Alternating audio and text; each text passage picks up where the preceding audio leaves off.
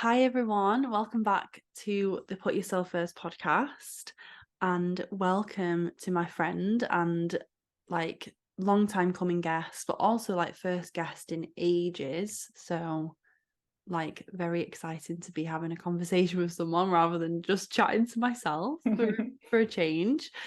It's Vivien, my lovely friend, amazing health coach, and yeah, we're gonna have some I feel like so many women listening are going to find this conversation such a permission slip, so validating, so helpful. So thank you for being here. Thank you. I feel honoured.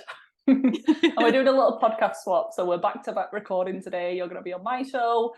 And yeah, I just feel like I think we found each other through Monica Yates's work initially. Yeah. And then I realised I was like, oh, she's a fellow Northern gal, because there's people from all over the world on that. And so it's like, I feel like I like her vibe, I like what she's into. And then I just carried on following you. I was like, oh, you live down the road, 30 minutes away. This is perfect. Yeah, I love that. Yeah, I know. I always love connecting with a fellow Northern gal. And I think when we reconnected earlier this year, we just ended up I feel like I was watching your stories, you were watching mine, and we just kept replying to each other, and we were just like, should we go have a lunch? Yeah. And I loved that as well, because I said to Adam, I was like, I don't feel like I've made a new friend in years, and I feel like I've just made a new friend and I'm meeting her. And That's she lives so cute. I do feel like it's harder when I don't know if you agree, when you get older. It was so much easier at school, but I've lost touch with most of those friends. So it's a bit more challenging to make friends when you're an adult. But sometimes you have to just do you want to be my friend? Do you want to come for a coffee? Totally. I feel like I went through an intense period of actively, right, I will have more friends when I was probably in my early 20s, between 22 to 25 maybe. And and then I got to this place where I had these beautiful, really close, tight-knit friends, and almost went the other way, where I was like, oh, I'm good now. And No more. I can be a bit of not a hermit, but I can be a bit lazy with networking or I feel like I'm the socializing. same. Yeah. Yeah. But yeah, I'm glad that I found you. Yeah, me too. So I would love you to share a bit more about your health journey, because I think it's easy, isn't it, to see someone who is a health coach and who is absolutely thriving in their health and has glowing skin and talks about all these cool health I love when I came around to your house last week, you were chatting to me about coffee enemas and all these health hack things. Yeah, all these as soon as you walk through the door, okay, yeah, Kat, sit down. yeah. But I think it's easy to see you now and think you've always been like that, and you've always been a healthy person and had all these tips and known exactly what was happening in your body and been able to support yourself, and that's obviously not been the case for you. Going to be further from the truth. So I think giving everyone a background on where you've come from with your own health is probably a great place to start. Do you want the long version or the edited down? I want whatever version you want to share today. Okay. Because there's some parts I don't think it's 100% relevant, and I don't want to talk about these more in-depth things, because some people's minds will be like, do I need to listen to that? So this is just my journey, and what worked for me isn't gonna work for everyone. But yeah, I struggle with a lot of hormone problems. But then I later found out, and I'll kind of bring this full circle, that the hormone symptoms and the conditions that I was diagnosed with, acne or hair loss, this special name, telogen effluvium. It was basically my hair was falling out because my body was so stressed and inflamed. And I was diagnosed with PCOS, Polycystic Ovarian Syndrome, which is on the rise, not just from better diagnosis either. I feel like that's a bit of a myth. I feel like it is becoming more rampant as most chronic health issues. But I eventually found out that all of those things are still symptoms of a deeper problem. I thought when I got those diagnoses that I'd got the answer. I was like, oh, I have PCOS, that makes sense. That's why I do have the acne and the hair loss, and I'm sprouting chin hairs every other day. And it was actually because of much deeper problems. So I thought I got the answers, but I'd had to do a lot more work and a lot more digging to discover what they were. So I always say that I was pretty healthy as a kid, but looking back now, there were definitely some issues. Like I was prone to nosebleeds quite a lot. I would have a lot of travel sickness and vomiting. But in terms of food sensitivities and allergies and all of that, I was completely fine. I could eat anything and everything that I wanted to. And I didn't have the worst diet ever, but as I got older, as I got into like school years, I would frequently try to like sneak on the bus just to save the 50p at the time what it was, just to get some like crisps after school, or buy like a Lucozade the next day. So I just got a bit more unhealthy, and I was doing like less sports when I left school, and it did result in me just having less like muscle mass, and I just had extra body fat at the time, but I definitely wasn't overweight like I thought I was. I found a picture a few years ago of, it was the picture that I saw of myself, where in the moment I was like, that is disgusting, I need to lose weight. And it was a picture of like so happy on the beach in Florida with my brother, and looking at it now, there was nothing at all wrong with me. I was completely healthy body weight, but my teenage brain was like, no, I cannot look like that. I need to start going to the gym. So that's what I did. I started going to the gym, and I have a bit of a like obsessive personality. So when I get into something, I will like do it all day, every day. So I started going to the gym every single day, back-to-back classes, like body pump and abs and cardio and boxing fit, all of that. And I also started to try and eat healthy. I wasn't trying to intentionally undereat, but the foods that I was eating just were very low calorie and very low protein and zero fats. All of these like snack crisps, like 100-calorie snack packs. And to fuel myself after the gym, I'd have a chicken salad with just iceberg lettuce and plain chicken, and think that was enough. So I ended up losing my period, and I was about 18 at this point, 17, 18. And up until that, I'd had a completely regular, pain-free, like zero problem period from the age of about 14. So that did set some alarm bells ringing. And it was my mum, actually. She was more concerned about that problem. I was like, oh, this is pretty good. I don't have a period. And I knew that my body was trying to tell me something, but I was just so focused on the gym. I was getting so many more compliments, people saying I look so good. I was losing weight, but on the inside, I was an anxious mess. I started to develop skin issues. I lost my period. My hair started falling out. So for me, those other things were the things that I was focused on, like the hair loss, the fact that my completely clear skin all throughout school started to break out. That was the thing that motivated me to go to the doctor, not the period stuff. But they diagnosed me with PCOS without asking any questions as to what had changed recently, like why did this happen? PCOS doesn't run in my family. I'd had hardly any doctor's visits up until that point. So if they would have just asked me like, what has changed? How much are you exercising?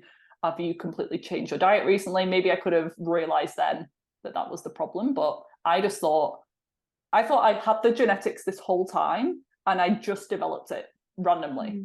I didn't even put two and two together at the time. I didn't think that what I was doing was causing it.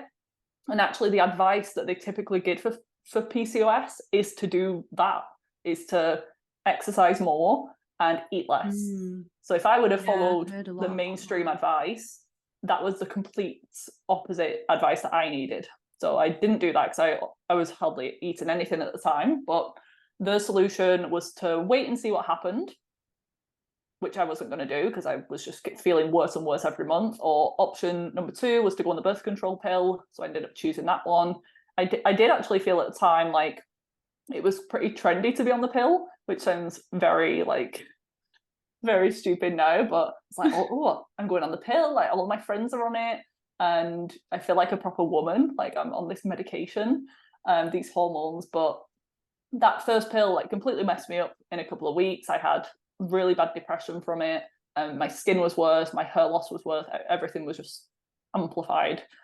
And I was trying to persevere and push through it because I was like, no, this is going to fix me. This is fine. I just was not listening to my body. But again, my mum, the woman who knows everything still, she was like, this you need to come off this pill. This isn't you. You've gotten worse. So she forced me to go back to the doctor and change the pill. And I just went on a different type. And this one was more expensive for them. So it wasn't the typical one that they would prescribe. But it was like a newer form. And the brand name was Yasmin. And there's another one like Yaz. No, I think it's been like discontinued because it's got black box warnings and tons of lawsuits, been linked to blood clots. I actually had I think I had a blood clot when I was on it. I had like a scare when I was abroad, and I had this severe leg pain, and my leg swelled up, and I had really bad cramps. No, I know that that's a sign of a blood clot, and with the pill that I was on at the same time, but sometimes that can travel into the pulmonary system, into the lungs, and kill you. So that's what a lot of people died from. So I don't know what happened with myself, but that obviously that wasn't the case. But yeah, just really scary. And I was only on that second pill for 2 years, and my health started to decline in other ways. At that point, my skin was clear. It cleared up the breakouts, my quote period, but it's not a period when you're on the pill, it's just a bleed. I was having a regular bleed. And my hair loss, it stopped falling out, but it just never grew. The whole time that I was on the pill, I think I had in 2 years like 2 haircuts. I hardly ever had to shave my legs. I didn't have to pluck my eyebrows. My hair just didn't grow properly. And I again thought I'd rather it be like that than falling out. But I think other things just started to happen, like more anxiety, more food sensitivities, and I just didn't feel like myself anymore. And then I went to America when I was 19. So I thought everything was fine then. My main problems had stopped, but I continued with the excessive exercise and the dieting. Went to America when I was 19, working at a summer camp. And for that whole, was it like 7 or 9 weeks that I was there, I was trying to be healthy at the camp, which is pretty much impossible. All they feed you is pizza and chicken wings and pasta and all of this junk, and I was trying to eat healthy. So I would just have like oatmeal in the morning, and I'd just have like a little bit of meat and chicken and some salad, maybe a potato every now and again. And I just was doing even more activity because I was over there being an aerobics and yoga instructor, and I was in the intense heat, the summer heat in Pennsylvania, and it was just really bad. And it was the recipe for adrenal problems and more hormone problems. And then when I got home, on that trip as well, I got like severe food poisoning a couple of times. I'm pretty sure I was bitten by a tick on that trip, and later found out that I had Lyme disease after testing my own body, because that would have never been picked up by the doctors either. So when I got home, that's when shit hit the fan, and my health just declined rapidly. I was reacting to every food, couldn't even drink water without bloating up. And I was still trying to eat healthy foods. It wasn't like I wanted to eat McDonald's or junk food. Just vegetables, herbs and spices, fruit would bloat me up. And I'd have things like hives, migraines, chronic fatigue. The skin issues started back up again. And that's when I was like, something is seriously wrong. I went to see a nutritionist myself who works in Manchester. And she started to like open my eyes to this whole other world of natural medicine and healing and functional medicine and lab tests to see what's going on. And she taught me about the harmful effects of the birth control pill and how that was just masking everything. So with her support, I ended up transitioning off that. My period didn't return for 2 years after that because of how many deficiencies I had and just how disconnected my brain and hormone system was. And I did lots of testing, found out my thyroid was off, I had severe nutrient deficiencies, I had bacterial overgrowth, yeast overgrowth in my gut, I had 2 parasites that came back on lab tests. And I worked with her for a little bit and it definitely helped. And I ended up studying. She was the college director at the time. And I ended up studying at the College of Naturopathic Medicine because I was just obsessed with that. At that point, I was like, this is giving me hope. I really feel like it just made complete sense to me when I looked at it, how food can heal you and how there's always answers, there's always a root cause. I was just getting nowhere with the conventional system. I would go with these severe digestive pains and I was losing weight rapidly at that point. I wasn't doing the dieting when I started to learn about food healing you and all of that, but I was losing weight then because my gut was just so messed up that I wasn't absorbing my food anymore. And I went to the gastroenterologists and they were just so bad. Like, I didn't even get any eye contact from them. They were just sat at the desk, backs turned to you. You get 5 minutes with them. He was calling me the wrong name the whole time. And I told him how worried I was about my weight and how I couldn't put on weight no matter how much I was eating. And he did my BMI, which I think is another flawed system.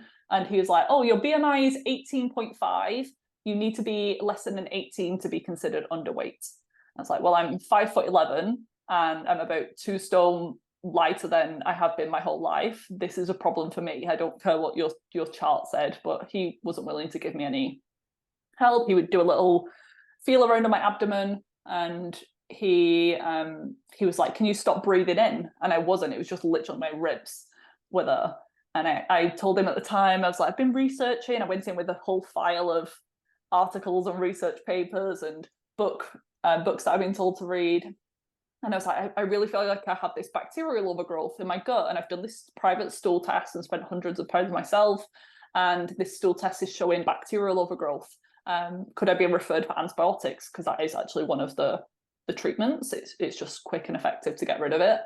And he said, everyone has bacteria in the gut. That's completely normal.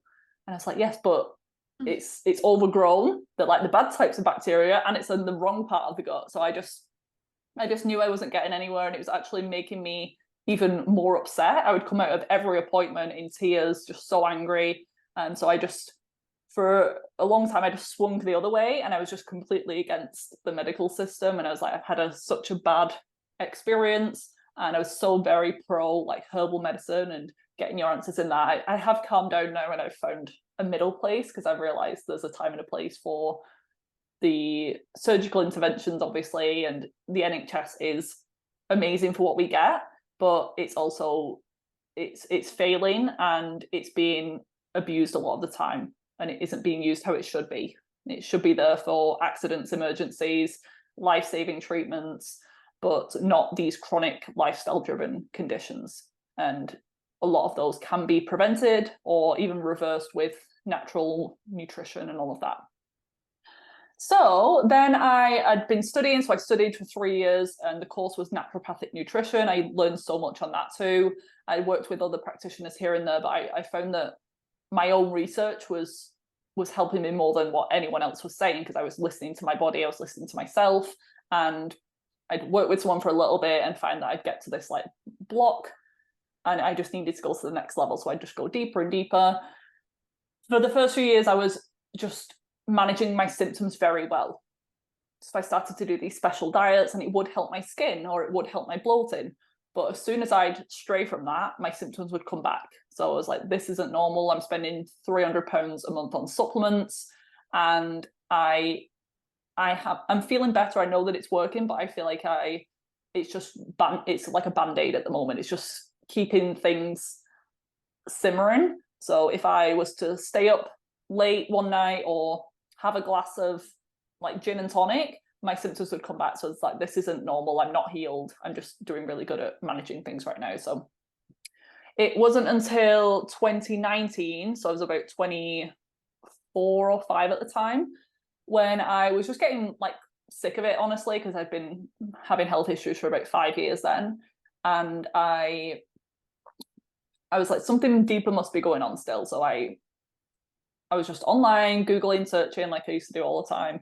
And I started hearing over and over again about toxic mold exposure. I was like, because it was telling me that these allergic reactions and sensitivities that I was having to all of these foods could be as a result of toxic mold in my home. This was when I was living at home with my family. And it's like a very old house, built in the Victorian times, or like 1800s or something it was built. And there was no visible signs of mold, but I just felt something inside, again, just tapping in to my intuition. I was like, something kind of makes sense. I'm going to look into this further. And about 3 times that week, I heard people talk about mold, whereas before that I'd never, maybe my reticular activating system wasn't switched onto it, but that week, and this has happened with like different books or podcasts or even things like the Yes Apply certification, which we've both done, like 3 people in the same week mentioned it. So I was like, I have to look into that. So the same thing happened with mold. I ended up going to a conference that talked a lot about toxic mold exposure and the health effects. As part of that training, we got a test to test our bodies, and that test came back off the charts, through the roof, with so many of these like harmful mycotoxins, which are mold toxins. So then I was already moving anyway, so I was moving out into my first apartment I was meant to be early 2020, but then it got delayed to summer because of COVID and everything. And then it wasn't until I moved and I got out of that environment and I really started to work on detoxing that my health issues started to fully improve, and not like just managing it really well. Like my body was truly healed and healthy at the cellular level. But it's about 3 years later now, and I'd say I'm 95% better with my symptoms, but with how sick I was, I do think it's normal for it to take time, and that's a pretty realistic timeline for someone if they're struggling with like more complex cases like myself. So when I said at the start that some of these more complex things like the Lyme disease, the mold toxicity, that would not be something that you would jump into straight away. You would always do the foundational things like I did. So some people with skin issues, all they need to do is drink more water, eat more fiber, and they're good. They just need to cut out the junk food. But the women that I work with, the people that I help now, that isn't them. They're already doing everything right. And I want them to just know that there are other things that they can look into if they've done all those foundational things like the sleep, the stress management, they're moving their body, they're avoiding as many toxins as possible in their home, they're not using like toxic cleaning chemicals. If you've done all that and you're still sick, there are answers. But if you're listening to this and you're pretty new to the health and nutrition world, you would start with a lot of the basic stuff, which I can go more into today. But that's why I was saying my hormone problems, at first, I was just doing things like seed cycling, or I was doing herbal medicine like Vitex, or I was doing things to drop my testosterone, my androgens, my male hormones that could be linked to PCOS. I was doing things to push that down. I was doing things to boost up my progesterone, but my own body should be able to have done that. I shouldn't need to interfere and kind of manipulate my body. It should just be naturally healthy. And I do think we need like a couple of supplements anyway to keep us healthy because of food like deficiency in the soil and stress. I think we all need like 1 or 2 things, but the amount of products I was taking, and I was still severely nutrient deficient, and it's because I had to do all of this work on my gut. So yeah, I qualified from college in 2017. I've been practicing ever since. Started out my practice helping mainly just period problems, women's health, and then because of my own complexities, it's gone a little bit deeper. So I do help people with chronic fatigue and chronic skin issues now, infertility, chronic pain, all of that. So it's kind of diversified a little bit more. But yeah, I feel like my journey put me on my path, and as hard as it was in those years, I don't regret it, and I learned so much. And before all of this, I didn't really know what I wanted to do with my life. I knew that I wanted to help people. I studied health and social care at college. I loved like at home being like the nurse when people were sick and going around and helping them, but I wouldn't have known about all of this. I didn't even know this was a job that I have. I thought there was a dietitian and they just help people with diabetes in hospitals, but it's, yeah, honestly, like my passion now, and I just love spreading this knowledge with people and giving people hope if they are struggling with hormone problems or more complex situations. Yeah. That was the long version. Thank you for the long version. I really enjoyed it. Because I've obviously, we've chatted quite a bit this year, and like I've listened to your podcast and stuff, but I think it's really helpful to hear snippets, and so much of the snippets in there I know are going to resonate with women listening, especially what you were saying around, you know, the healthcare system having a time and a place, and how we are taught that it's like a pill for every ill. So we are conditioned in society to think, right, something is wrong, I need to make it not be wrong again.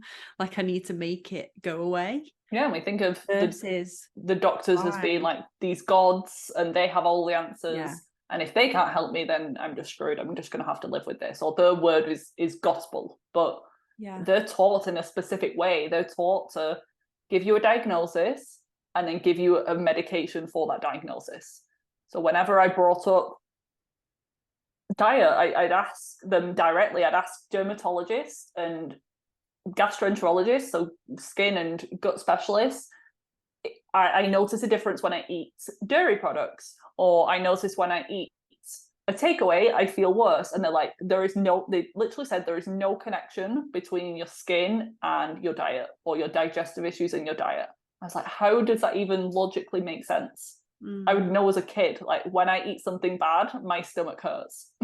So for them to say that, I just think if they were just honest and said like, we don't know, we recommend you look into this yourself. But the fact that they can be so against it and completely shut you down for you asking and just searching for answers, I think that's the problem. When I mention things like homeopathy, they just completely close their ears because they've been taught that is just like witchcraft and it's just a load of rubbish, it's quackery, it doesn't work, and people are just conning you, when in fact homeopathy has helped me a million times more than like true medications have.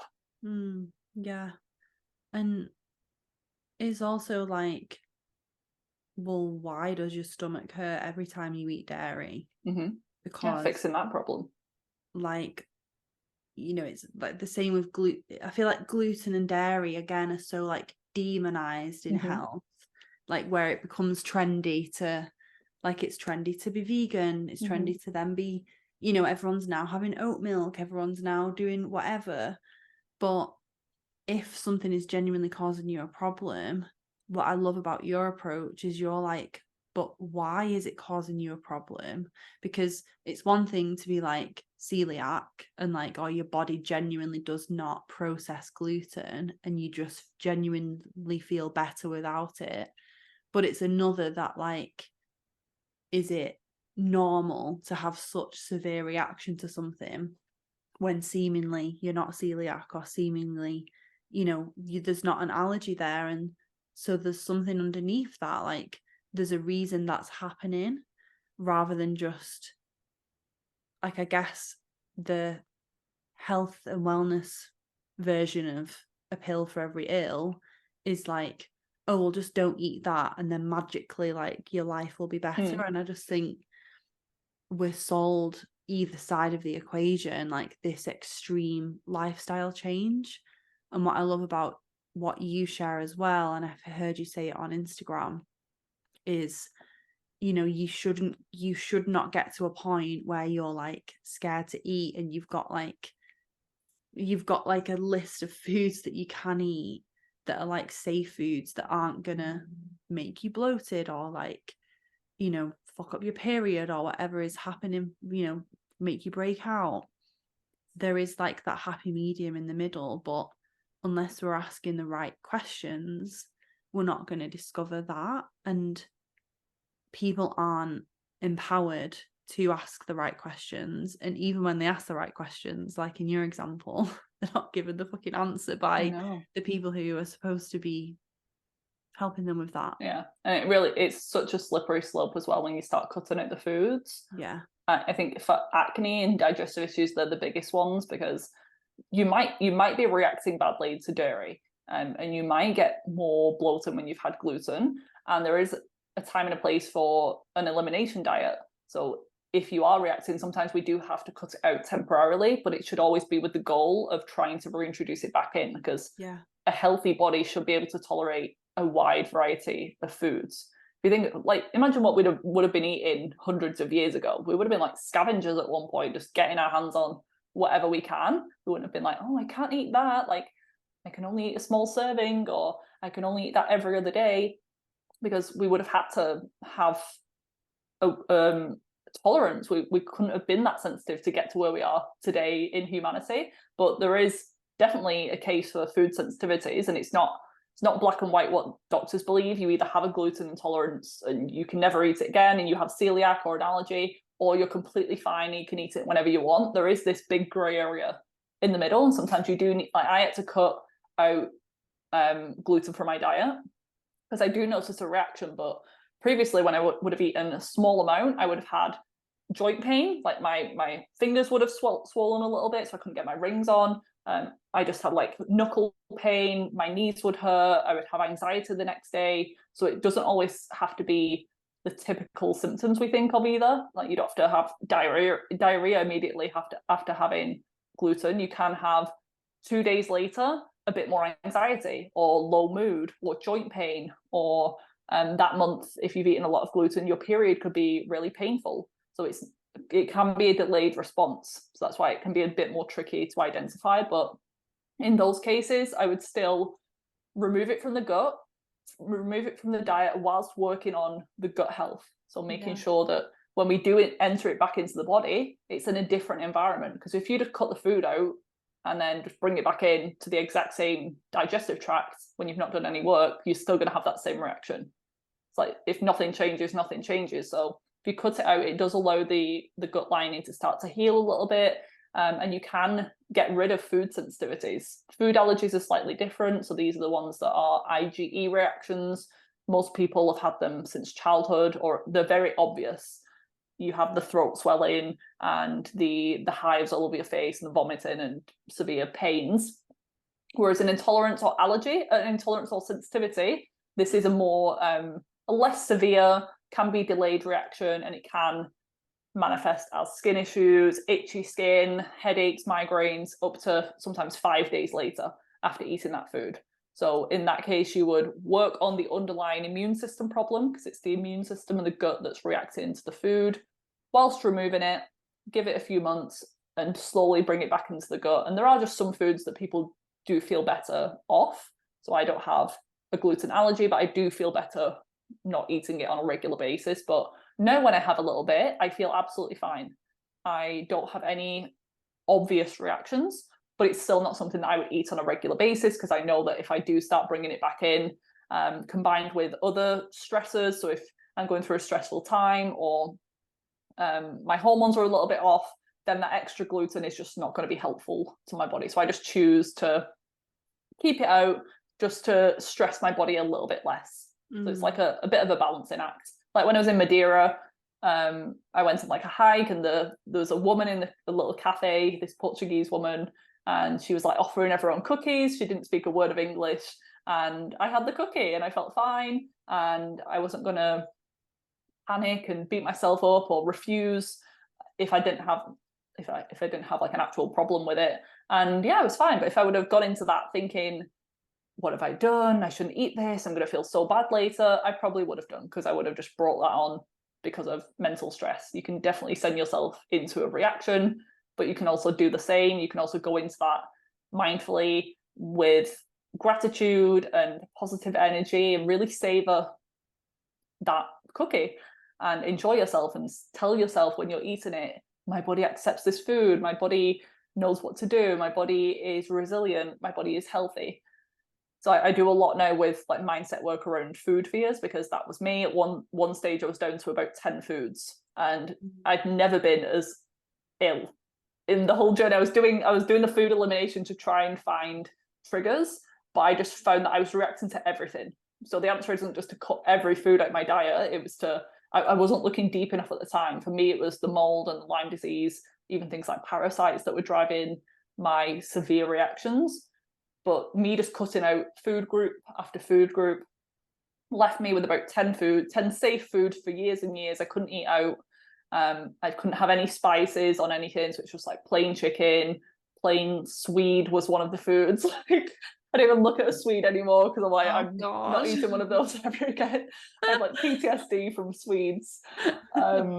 So yeah, for me, it was the more that I restricted, the more fearful I became. I wasn't fixing the underlying causes, and I was just running into more nutrient deficiencies, and I was making my body weaker and weaker because I just wasn't getting all of the nutrition and the diversity that I needed. So if I can help anyone today, it would be to clean up your diet and obviously cut out the junk food and the processed food. But if you are struggling with your skin or your periods or your bloating, you want to be mindful of what you're eating. If you eat something and you have severe stomach cramps and spasms, or you have like a face full of breakouts the next day, and you can directly correlate it with that, and you've tried it multiple times and you know for definite it is that food that's causing an issue, then that's fine. You can temporarily eliminate it. But if you're getting to the point where you're just guessing and you're not sure and you don't have like clear evidence that it's a problem, it is probably best to keep it in and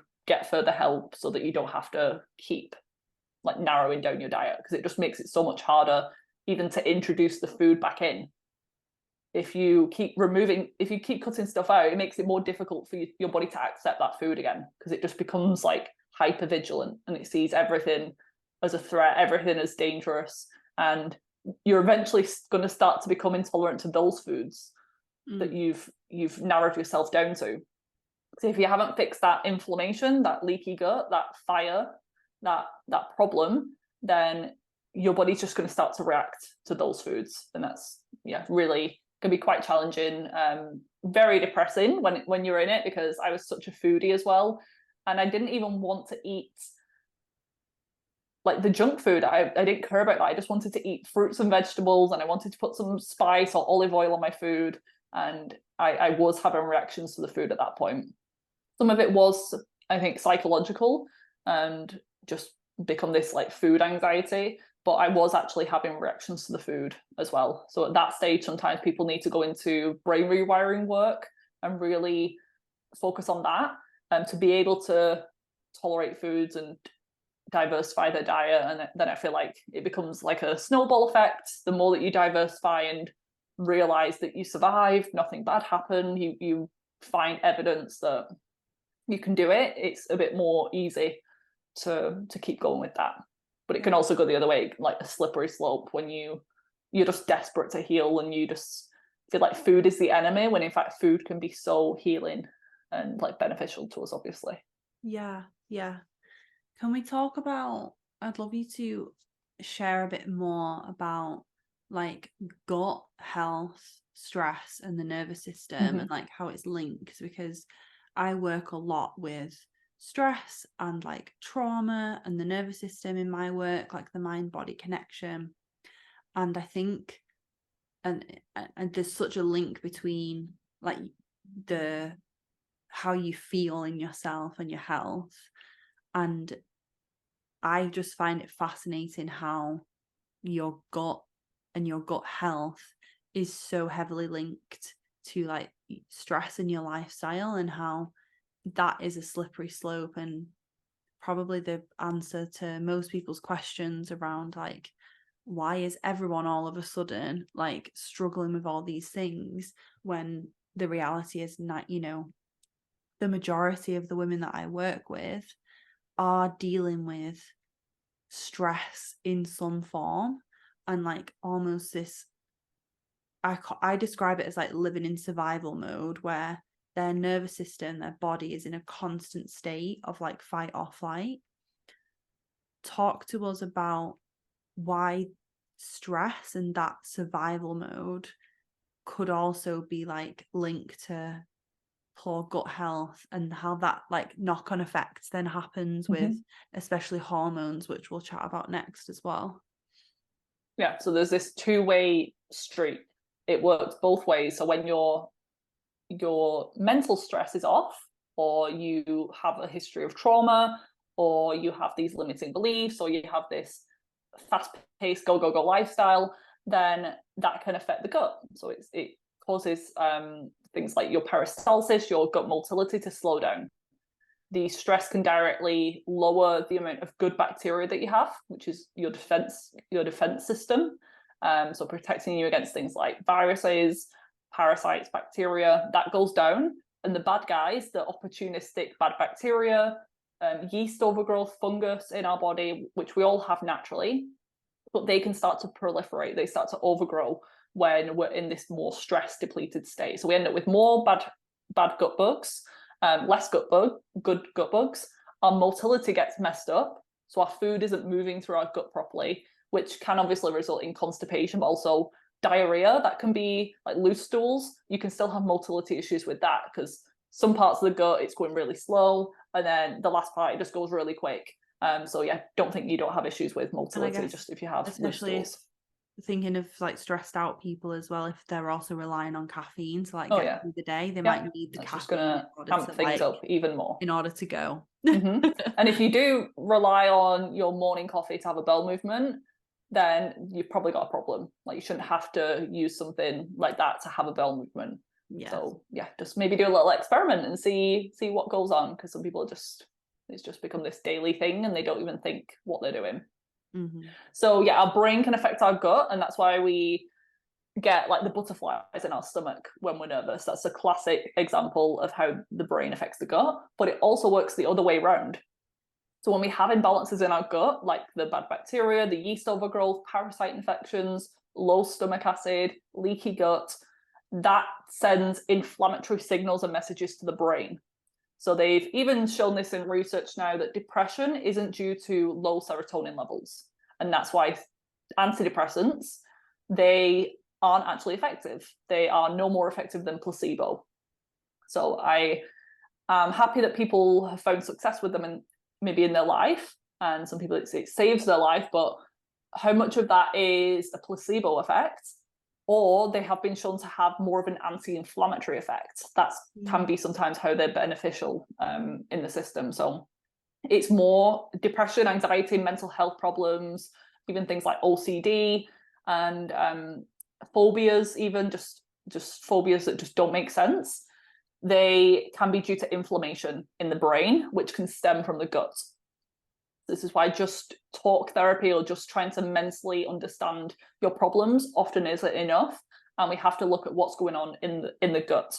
So even when we were developing in utero, our gut and our brain came from the same tissue. So they started as one, and then they just separated, and they stay connected via the vagus nerve. So the vagus nerve is, I think it's the longest nerve, or maybe the sciatic nerve. I think it's one of the longest nerves in the body, but it stays connected so that our gut and our brain have this like bi-directional relationship. So we were talking before, I think we hit record, on how sometimes with my clients, I am helping them, like they've done therapy for 10 years, they understand why they behave in certain ways, or they understand the trauma that they've been through, but they can't seem to have these breakthroughs, and they can't seem to get to the next level. There's something still affecting their health. So when we go in on the physical body level and we start to improve that, they finally in their therapy sessions have this huge revelation, and they can finally release this emotion that's been holding them back, because you have to be able to physically detox to emotionally detox. But then it works the other way, where I have some clients who they'll do anything that I say. They will take every supplement, they will do the diet to a T, they will follow every recommendation, but they're still struggling. And it's because they're not addressing the mental stress, emotional part. So it depends on where you're at. And most people, they're going to have a combination of both. Any symptom you're dealing with, whether it's a migraine or it's pain or it's depression, there's always a physical component, and I always believe there's an energetic, emotional stress component as well, whether it's like a small symptom or something as complex and big as cancer or Alzheimer's, something like that. So there's always like an energetic component as well. So our gut is where a lot of our nervous system tissue is based. So we can't isolate things out. And the gut is literally center of our body physically, but it's also the center of our health, like the epicenter of everything. So if there's a old Hippocrates quote, who's like the father of modern medicine, he said all disease begins in the gut. But we can go a step deeper, and like it all begins in the nervous system. Because also you can't heal your gut if your nervous system's off. You can't heal your gut if you're still stressed out, if you're still holding on to this trauma. You can make improvements, but for the true healing, something like chronic IBS could be you not feeling safe or not feeling secure.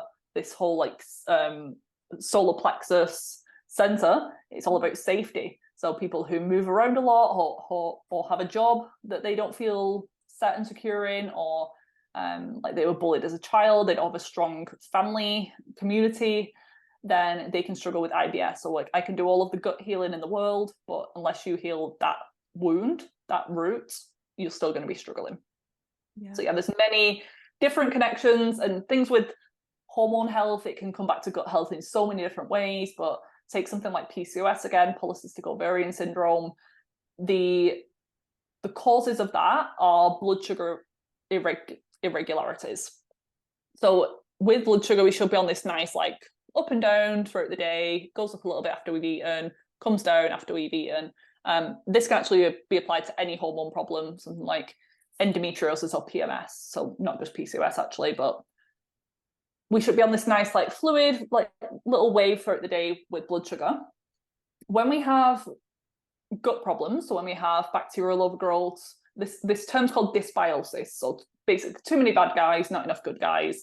The ecosystem's just a little bit off. Imagine this rainforest in the gut, or this garden, there's too many weeds, not enough nice plants and flowers. So when we have that problem with too many bad guys, they can cause inflammation in our body, and they can cause a lot of stress. And people think of stress as just work stress, financial stress, relationship stress, but there's this huge umbrella term with stress, and it can be structural. So if you have imbalances with your spine because your posture's really bad and your head's like overhanging, that causes a lot of stress on the nervous system. Like I've realized after going to a chiropractor, I had a lot of imbalances in my neck, and I was making it worse with my job because I realized when I was watching my Zoom videos back, my head was like right up front of the screen. I was like, oh God. So I tried to remind myself to like sit back and make sure my neck's not facing forward. When you're eating, you want to make sure that your posture's nice, so you're not like slumped over, you can let your food move through. But yeah, stress can be structural. It can be unstable blood sugar. If your blood sugar's up, spiking, crashing all throughout the day, that is stressful to the body. That can literally send someone into a panic attack. I used to have like crazy blood sugar swings, and I realized like if I ate something, I felt better. People know about being hungry and angry, but they would never connect like the panic attack or the constant anxiety with unstable blood sugar all throughout the day. Yeah. Another form of stress can be like spiritual stress, or probably all the stuff that you talk about, emotional stress. All of that's very obvious, but it could also be having a chronic low-grade infection in your body. So if you have parasite infections just under the surface, it's not causing life-threatening reactions every day, but it's like having 50 tabs open on your iPhone. It's just going to drain the battery. It's just going to steal your nutrients. They love things like minerals. They love your magnesium and your iron. So they just rob you of all of that good stuff. And another stress could be eating gluten and you are sensitive to it. That can be a stress. So I look at it from all different angles in the body. But yeah, if you have hormone problems, then you want to look at basically everything else before the actual hormone problem. If you think of an iceberg, the tip of the iceberg, what you see and what you focus on are things like PMS, my periods are really heavy, my breasts quadruple in size before my period, I'm a complete bitch, my mood's like all over the place. Those are the things that we focus on, but that's the tip of the iceberg. What we want to look at is under the surface. These huge factors like your gut health is a huge one. Another way that gut affects hormones is through detoxification. So once we use a hormone like estrogen, it needs to be gotten rid of properly. If it's not, it actually becomes more like a toxin. It just recirculates. Our body doesn't need it once it's been used to build the uterine lining. It needs to get out of the system. It doesn't want to be lingering, hanging around, floating around, causing issues. So our body sends it to the liver. The liver packages it up. It gets sent to the bowels, and it should come out through our poo, basically. So if we are constipated, or some people have this bacterial overgrowth in the intestines that kind of get that estrogen parcel, that package, and sends it back into circulation. So imagine it like a nice little ribbon with a bow on it from the liver, gets sent to the bowels, ready to go. These bacteria get at it, open up the package, and allow the estrogen to recirculate. And then the final way that gut can affect hormones is through nutrient deficiencies. So if we have parasites and they're stealing our iron or our magnesium, or we have low stomach acid and we're not absorbing zinc or calcium properly, then we basically don't have the building blocks to make hormones properly. So we need nutrients to make hormones, use hormones, and get rid of hormones. That's a very energy and nutrient intensive process. It requires a ton of vitamins, minerals, amino acids from proteins, cholesterol from healthy fats. So if our diet's limited and we're not intaking enough because we're trying to be like super healthy, or we've restricted our diet so much that we're down to 10 foods, then we're not even going to get enough in. Or it's just that our absorption's off and we have bacterial imbalances and all of these other problems that often go together. Like if you have bacterial overgrowth, you're probably going to have leaky gut, you're probably going to have parasites. So it doesn't really matter what the exact problem is for a lot of people. Most people have a little bit of everything. But we also need to fix that problem so that we start absorbing our food better. When my gut was, there was a point where my gut was like really unhealthy, but I was eating a ton of organic food. Like everything I ate was organic, the best meat, the best veg in the world. I'd spend hundreds and hundreds of pounds every month on my food and my supplements. So it's a very expensive process, but I tested my nutrients and I was still depleted in literally every nutrient. I was like, this is ridiculous because I'm trying so hard. But at that point, I hadn't done any deep work on my gut. I was more just, oh, let me take this probiotic, or let me take this, let me do this restrictive diet and get some short-term relief, but not actually getting like long-term success. Yeah. I find like the gut health stuff so fascinating because of the link with like trauma, stress, and mental health. And I've noticed a massive difference this year in like the most basic shit, like eating more protein and like eating protein, fiber, veg, like before eating like a refined carbohydrate or like a bit of chocolate or whatever it might be, and not going on that blood sugar roller coaster like you were saying. Like where if and when I do that, I do notice like I might feel more anxiety. And the irony of it is that in society we're conditioned to like, oh, I've frozen. Can you still see me? I can still hear you, but it's frozen. Oh, there we are. Okay, I think I'm back. The irony is that in society, again, like we're conditioned as women to be like, oh, like you have a shit period, or like you have really bad period pains, or periods are shit, like go and eat loads of chocolate, like feel better. Yeah. And I've totally been on that like vicious cycle in the past where, yeah, like the food I'm eating is making me more anxious. But it's like as soon as I realized that and learned about it, I couldn't unsee it. In the same way that like someone who starts doing meditation every morning, it's like before feeling stressed out in the morning was like they're normal. And then when they don't meditate, they're like, oh, now I feel stressed. Oh, wait, maybe I just always felt stressed before I started doing meditation. Yeah, I see these like on TikTok, people, these like seemingly perfect boyfriends who go to the shops and there's one who like makes the girlfriend this like gift basket every month for her period. Yeah. And he puts like candles in there or like a DVD and a book. I'm like, that's cute. But then he puts in like Ben and Jerry's ice cream and like this huge galaxy bar of chocolate. I'm like, that's not actually going to help her.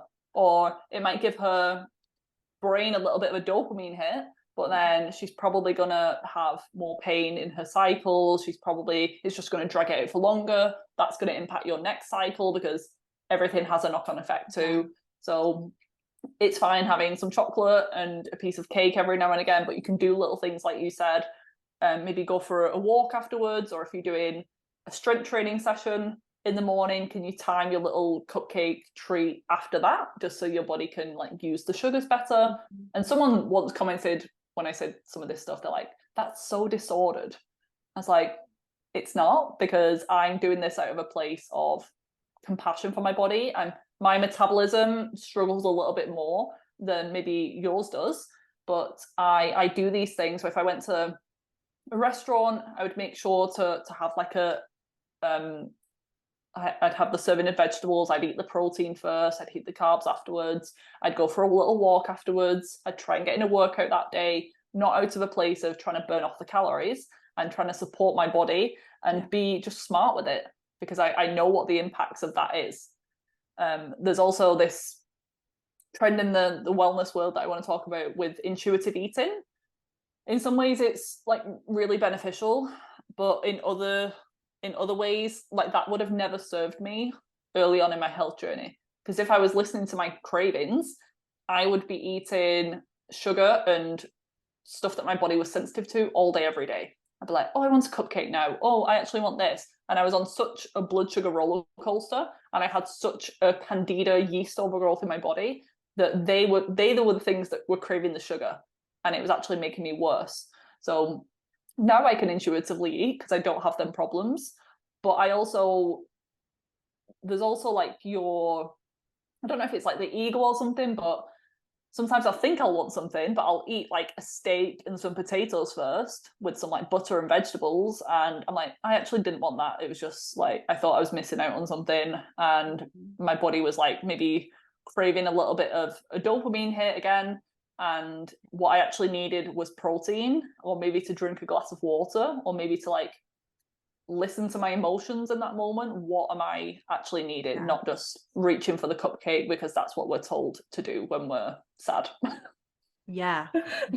And I've been on a whole journey with that I've like documented on the podcast, on solo episodes, where like, oh, I've had a stressful day, or I've had a difficult situation in work or whatever.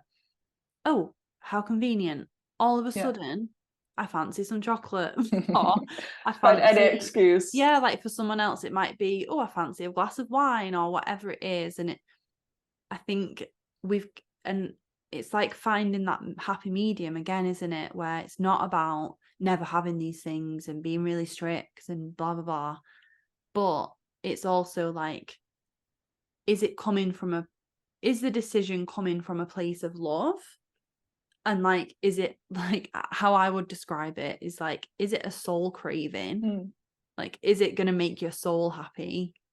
Or is it like your fear and that survival response, that fight or flight, like anxiety brain just needing like something in that moment to numb or to feel better? Yeah. If I'm at a restaurant now and they'll have a cheesecake on the menu, if I'm really in the mood for it and I've nourished my body with the other meals and I choose to have it, sometimes I also just want 2 bites of it. Sometimes there'll be a point where I'll have like 2 bites and I'll feel like that's okay, like I'm good, I don't want any more, but I'll feel like I have to finish it, and it actually makes me feel worse on the other end, where I could have just like boxed it up, taken it away, or shared it with other people. But I think because the food is like addictive as well, that combination of sweet and fatty and salty, our primitive brains just see that as like, stock up now on as much food as you can, because food could disappear at any point. We're still in that very caveman brain, where we see these like bright colors, and like with Pringles, once you pop you can't stop. It does hit centers of our brain that leave us wanting more. But yeah, if there's a day that you really want that cheesecake dessert and you want to finish the whole thing, that's great. If you can support your body and do some of the things that I mentioned before and just enjoy it and like taste it and just be in the moment and be really present. Don't beat yourself up afterwards. You don't need to like skip the next meal just because you've eaten that. But also when you're doing that, listen to your body. And if after 2 bites you feel okay, then you don't have to eat the rest of it. I was like, growing up, when I'd eat with my nan, she was like, never leave any food on your plate. And I was like, full to the brim.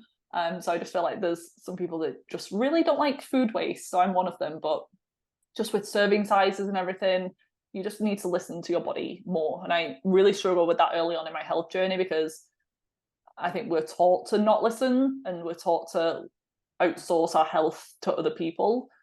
And my intuition was very clouded and affected for so long, because my brain just wasn't functioning properly. But now I've really noticed over the years, as I got physically healthier, my intuition and my spirituality and my, like, even things like witchiness and my dreams and my premonitions have started to come back online again. I lost a lot of my powers when I was really sick. So it's just really interesting to see, like, as you support your physical vessel, you can actually be more tapped in and more spiritual. Mm-hmm. Love that. I feel like a really great place to start wrapping up is like some really practical next steps that are gonna help like most people listening. And I know if someone's listening and they're really struggling with their health on a daily and weekly basis, like they need to just come and work with you to find out the root cause. But for everyone, let's talk about some practical like things that you find are really beneficial for the majority of women. So let's start with like 3 to 5 things that are really like daily habits and almost like shifts that you've made in your day-to-day that have benefited your health the most cool. as a woman. I have about 100, so hormones, gut health, like okay, that kind of overall stuff. Yeah, so I'd say my morning routine is a big one. So this is starting my day with how I mean it to go on. So if I start, I used to wake up with anxiety. Like as soon as I opened my eyes, my heart would be racing. And I didn't even have a stressful job or anything. This was purely physiological. So with anxiety, it can be something external, something that you're not coping with, or a relationship problem or anything. But mine was like the fact that I had parasites, severe magnesium deficiency. It was just taking over my body. But yeah, the morning routine is a big one. I start with like gratitude or journaling and switch it up, depends on how I'm feeling, meditation. But I think when you start your day in a calm way, it really makes a huge difference, especially to your digestion. So there's some people, and I used to be like this when I was studying, because it was just a whole day, like 9 till 6.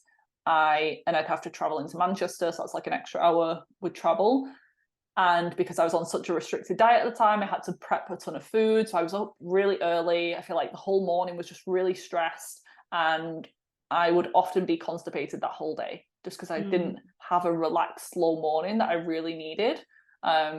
So I feel like starting your day in a calm way, whatever that is for you, but you can do things like visualization, EFT tapping, you can do meditation, you can do some journaling. But even if it's for 5 minutes, breath work, whatever, just starting a day on a calm note, I think that's really important.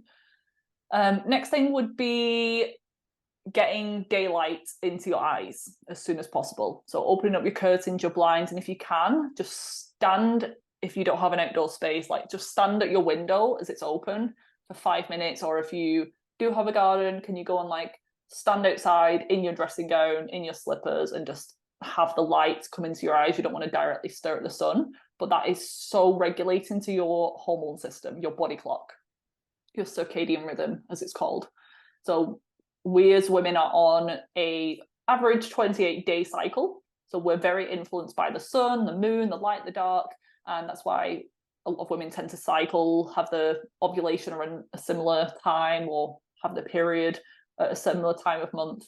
And it's because we're very influenced by that. So getting light first thing from the sun instead of our devices and our iPhone light directly glaring in our face, that blue light is very strong.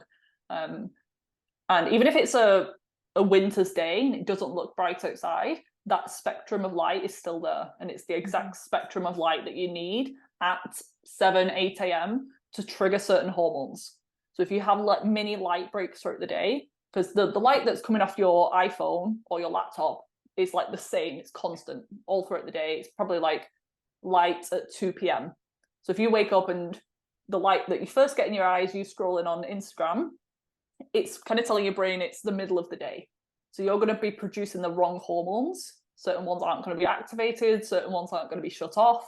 And if that carries on throughout the day, our cortisol, our stress hormones, should be lowering as the day goes on. It's normal for it to be high in the morning to get us out of bed, give us that energy to get up and go.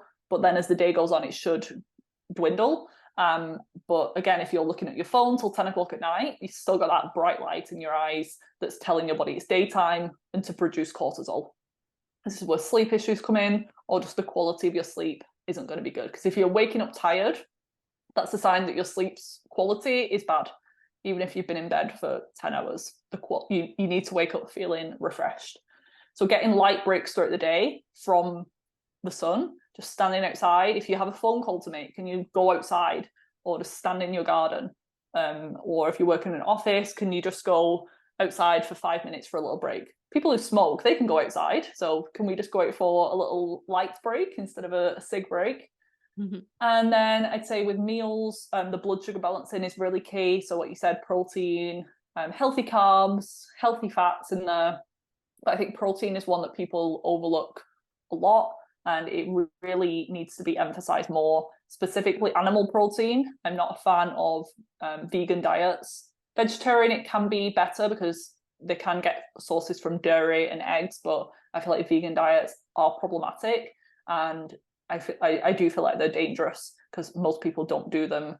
They're not even planning them properly, and I do feel like there are nutrients in animal protein that you just cannot get from plants. Things like cholesterol, things like retinol, which is vitamin A. It's not the same as beta carotene from carrots.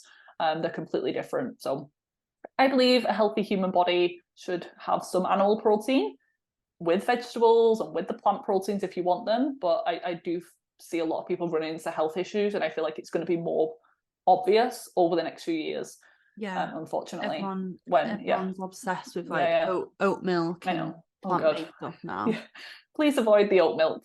I drink raw milk, so it's straight from the cow, and my health has never been better. I did have to come off dairy for ages because I was reacting to it, but now that I've healed my gut, my body loves dairy, and it actually clears my skin, whereas before it caused acne. And there's a big difference with quality. So I'd say buy the quality stuff, whatever you have access to, whatever you can afford. It's worth putting in that extra bit of money for the quality, because there's a big difference between like semi-skimmed Cravendale milk, the one that you can just get from the supermarket, versus a raw organic milk from a local farm. I feel like they're completely different foods. The raw milk is more like a living food. It has the probiotics, the enzymes in. It's how nature designed it. The pasteurization process just gets rid of all of that stuff, and that's what makes it more allergenic for a lot of people. It's like the body doesn't recognize it anymore. But yeah, I would much prefer someone doing cow's dairy, even if it's the lesser quality kind. I'd still rather that. I'd still rather someone eat non-organic chicken than the Beyond Meat burgers. I just don't even recognize that as food, and your body probably won't either. I'd say protein, you want to be aiming for probably minimum 100 grams a day, honestly, which might seem a lot, but with the people that I'm working with, they just feel so much better. It helps with muscle growth, which is one of the best things for regulating your metabolism, your longevity. Even as you get older, you need more muscle on your frame for protection against injuries and falls and cognitive decline. A lot of people just feel way more satiated. Like if you're struggling with sugar cravings, if you just go and eat like a big serving of protein, like a big steak or some chicken thighs, then or like 3 eggs, I'm sure that craving is going to be gone. So just give that a go, especially at breakfast. If you're just eating 1 egg or 2 eggs and a piece of toast, then that's still not enough. You want to be aiming for about at least 30 grams of protein per meal. So you can do some like simple tracking. There's apps like MyFitnessPal these days that help you see if you are triggered by numbers and tracking, then that's fine. Just go off like each meal has a good serving of protein, whether that's chicken, turkey, beef, fish, eggs, seafood, dairy products, any of that stuff. When I was starting to track my protein again, I started by just putting the actual protein number in my notes app in my iPhone, because at the time I was like, I don't give a shit how many calories I'm eating. I just want to make sure I'm eating, like you were saying, 100. For me, it's like 100 to 120 grams. So that's a good tip for anyone listening if you don't want to be looking at calories. And that goes up if you are if you're working out as well, your needs will increase even further. So I'd say absolute minimum, like if you're really petite, tiny, 5 foot, really slender, maybe 80 grams might be enough for you. But like for me, I'm 5'11", I'm strength training like 3 to 5 times a week. I'm looking to build muscle and support my metabolism. So I'm like, some days it's like 150 grams of protein, honestly. Like calories, I feel like calories they're important. I think a myth in the holistic world as well is like calories don't matter. Well, they do, because at one point I was eating like 3,000 calories unknowingly, and it was all from like coconut oil. I was just putting butter and oil and olive oil and almond butter on everything that I was eating, and they do add up, but they're also not the only important thing.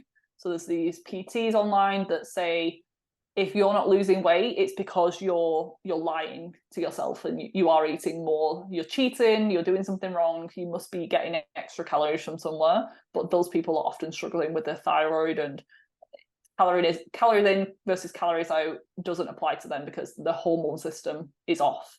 But it's not just calories don't matter at all. Then it can't just go the other way. They're important, but it's not the only thing that I'd consider with clients. If the main thing working with me is weight loss, I'll happily support them if it is an actual problem and they're not just struggling with like body image issues, or they think that they should be the same weight as what they were when they were 15. I'll really help to unpack, is this really in alignment? Is this what you really want, or is this something deeper? But I will happily help them with their weight loss goals, and we will do all of the foundational things. And often by not even focusing on the weight loss, it happens as a side benefit. So we work on the gut health, we work on the minerals, we check the thyroid first, and then the weight often just comes off effortlessly without even focusing. But there are some cases where that still doesn't work and we have to go deeper. Maybe we do have to like look at macros, or we do have to look at calories, but that's less common actually. But that's what people usually start with. Yeah. So yeah, there is a way around it. It's by focusing on weight loss holistically. Mm-hmm. Yeah. So morning routine, light on your eyeballs in the morning, preferably outside. Yeah. Blood sugar balance, specifically like protein increase. Fiber. Then I'd say like movement is important, but that's another thing that doesn't mean the more the better, because exercise is another stress. So if you're already stressed, if you've had a completely crazy work week, there's stuff going on in your personal life, you've just recovered from a virus, and then you're trying to like kill it at the gym at 5 a.m, that workout probably isn't going to benefit you. I would rather you have an extra hour in bed, honestly, for that phase that you're in at the moment. Even around your menstrual cycle, you don't have to do the same thing every day with your workout. You can be more cyclical with it. You can listen to your body. If you've had a really bad night's sleep the night before, you don't have to do that same workout that you had planned, because it might actually backfire and you're probably just going to cause more stress. You might injure yourself if you're not listening to your body. But I was going the other way, and I was like procrastinating and not going to the gym for a little bit because I was like, oh, I'm starting my period in like 12 days. So I'll just not push it. Or like I have an Oura ring, so I track my recovery and everything. And if it's like very slightly low, I was like, oh, I need to rest today. Yeah. So I had to do some mindset work, and I was like, no, I'm just being lazy. Let me actually tap in.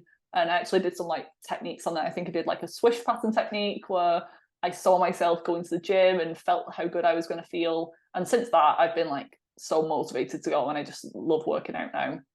So there is a nice fine line with that as well, where sometimes you just have to be real with yourself and listen to your intuition, but also know that we have this like little protective voice in our head that wants to keep us small and keep us a little bit lazy, a little bit safe.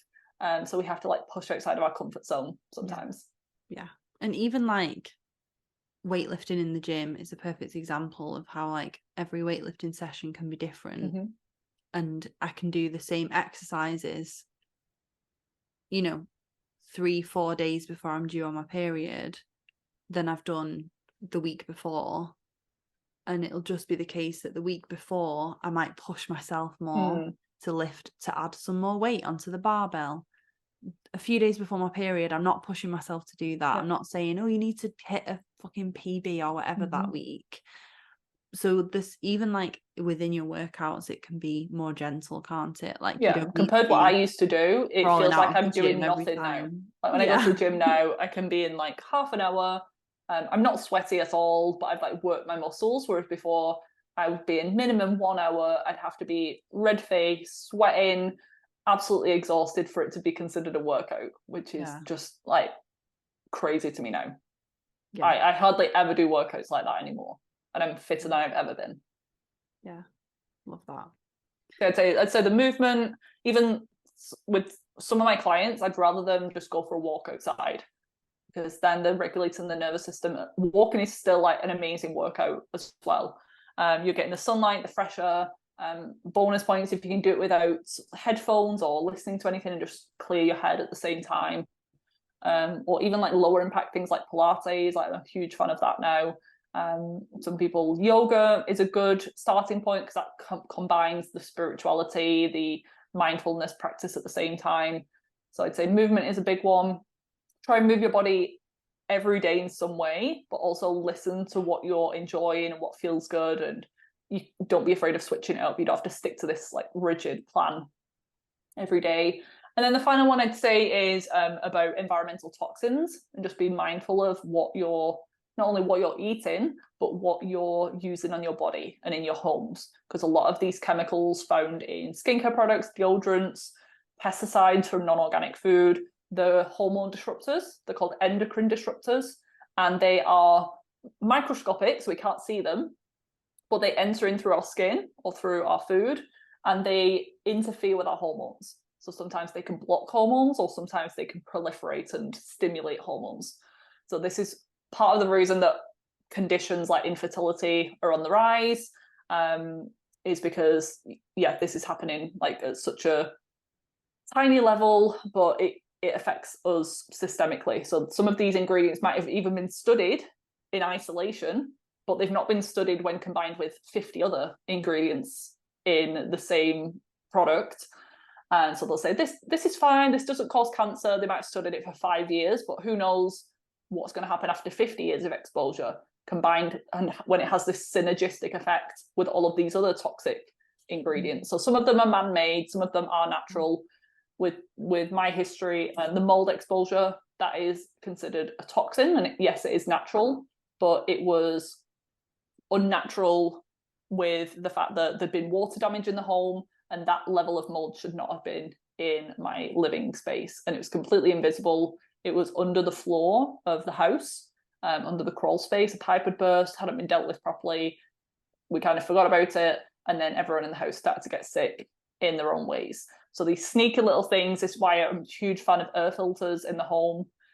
Even if you don't think you have a problem, you want to be preventative, and you just want to do everything that you can to avoid that. So it cleans the air of all different things, like pollen even. So if you struggle with allergies, hay fever, and just everyday pollutants that's in the air. They've done studies now, even with indoor air being more toxic than outdoor air because of our furniture and off-gassing and our mattresses. I found that fascinating when you said that, because we live on a main road. So I'm like, I would have kept our windows shut like during rush hour, thinking, oh, there's pollution coming in. But now, like after following you, I'm like every morning, every single window in the house. Like, you can you can time it. So maybe at rush hour you keep them closed, but the rest of the day when it's a bit quieter, just let the air circulate, let the air flow. It's down to things like even modern day buildings, how they're designed, the lack of airflow, how they're so energy efficient. They're just keeping everything tightly, and the buildings can't breathe properly like they used to be able to. So that's just opened my eyes to like a building expert now after everything that I've had to learn. But I'm definitely not. And yeah, just things like water filters. We were talking about that when you came to mind. Like water filters are a huge thing as well. We should be drinking ideally liters of water, like 2-3 liters of water a day. So if you're drinking water that's got fluoride in or chlorine, or residue from medication, so those things don't get filtered out. So all the women in the UK on birth control pills or antidepressants, they're urinating into the toilet. That water gets cleaned up as well as it can, but it doesn't filter out medications. So we're having trace amounts of those things every single day. So I feel like the foundations of health are clean air, clean food, and clean water. And if you can clean those up as best as you can, you're going to be pretty good. But it takes time. I don't expect people to completely detox the house and throw everything out and buy fresh. It will take time. It'll just be next time you need a new deodorant, can you buy one that's not got aluminium in there that's going to clog your pores up and add this like fragrance into the body that is code word for chemical, basically. The word fragrance, unless it says from a natural source, is code word for over 3,000 different things that it could be. So it's a pretty scary world, and it is worse in other countries. Like America compared to the UK is really bad for regulations. The UK is a little bit better, but still not enough, I don't think. Yeah. You've just answered my last question, which was going to be like, do you recommend like small swaps, like one thing at a time? Yeah, absolutely. It depends on someone's personality. Some people like, I'm an all or nothing person. Let's just do it. Let me just donate everything to like a food bank or a charity. And I'm like, go for it. Because I really don't like waste. So I don't want people being wasteful and just getting rid of everything in the bin. But some people are just like, I've been sick for so long, let me just do everything that you're saying, and they'll stick to it to a T. Whereas other people, they need like little small swaps. Yeah. I feel like I've worked really hard on like food, but done nothing with like products, like skincare, all that kind of stuff. So and some things like if you're washing your shampoo out after 10 seconds, that's less important than a moisturizer that you're slapping all over your body. And like that's soaking into your skin. Whatever. So you can just like pick your battles. Like for me, I'll still wear like a brow pencil, brow gel that's like glossier. It's completely conventional, but it's because it works, and I've not found a more natural one that is better. But the rest of my makeup is pretty like clean, non-toxic. So if you've got one product that you absolutely love, then don't feel like you're doing something wrong. Like just clean up all the other stuff. It's about your overall toxic load, your toxic bucket. Like sometimes I'll get a lash lift. I'll get my eyelashes done, and like that's not the most natural thing in the world, but I do so many other positive things that it's kind of like all balances out. And I don't want to be this perfectionist person, because I've been at the point where I've been so restricted, and it's so depressing and made me so unhappy that now I can tolerate these things. I just want to live, and I'll have a few drinks every now and again, and I'll enjoy it, and I'll feel good. I won't want to like purposely get drunk anymore, because that just makes me feel bad, and I don't want to do that to my body. But it doesn't have to be that I don't ever drink alcohol again. Like there's a middle ground that I like to live in. Yeah, love that. Amazing. Thank you so much for You're sharing. welcome. Thanks for having me. And I feel like my philosophy and approach is like one thing, nail that thing, then add in another thing. So I just think if anyone listening is like, oh my God, there's so many things that I want to do, there's so many things I've picked up, my recommendation would be re-listen to this and maybe jot down in your Apple Notes app or Android equivalent what like has jumped out to you that you want to change, and then one thing at a time. One take that off, box that off, and then on to the next. Love I'd agree. Vivien, please will you share how people can find you, how they can work with you at the moment? This podcast is probably going to be coming out in the next couple of weeks. So if I know you've got a group program coming up, and then you've also obviously got one-to-one work. So let us know more info, next steps. So my website is vivanaturalhealth.co.uk. So that's VIVA Natural Health. Same with Instagram at Viva Natural Health, Facebook, TikTok, if you're on there. And I have a podcast, so Kat's going to be on the podcast. I'm not sure if it's going to be out this month, so just keep an eye open. That's called Hormones in Harmony. So I talk about all of these subjects in just way more detail. So morning routines and stress management and movement and the protein side of things. If you want a deeper dive into all of these things I've touched on today, then you can listen to the podcast. I've got years of episodes on there. I think we're up to like almost 200, which is crazy. And working with me, so yeah, there's going to be a group program launching. It'll be a month today actually, so we're recording on the 18th of September, so it'll be 18th of October. That's when the first live group call is. So there's only going to be limited spaces of that, so I'm not sure if there's going to be availability. You can check, but I'm only taking on 10 women to that because it's a beta test round, and that's going to be on balancing the physical body and incorporating more of the energetic, emotional, spiritual manifesting part of it as well, which I love and I wish I would have known about sooner in my health journey. And yeah, if the space is available, I would love to have you on there. And then for one-to-one work, that is my root cause relief package.